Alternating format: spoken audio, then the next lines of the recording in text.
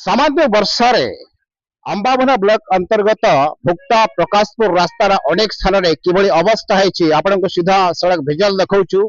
ये हूँ प्रकाशपुर पखापाखि जो आदिशक्ति पेट्रोल पंप रही रास्तार दृश्य आप देखु। गतकाली राति किसी वर्षा होता अल्प वर्षा है तथापि ए प्रकार पानी रास्ता उपरे जमी रही।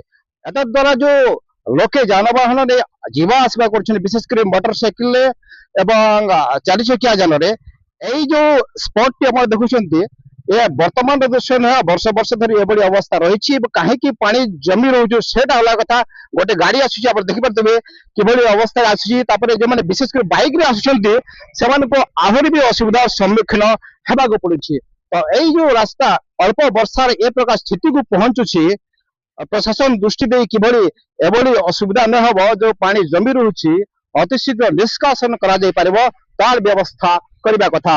ये वर्ष वर्षर एभली अवस्था रही किंतु लोके यार असुविधार सम्मुखीन होती जदि बेसी वर्षा हुए ताहले किभली अवस्था होतबा ताहा आपण अनुमान करि पारिबे।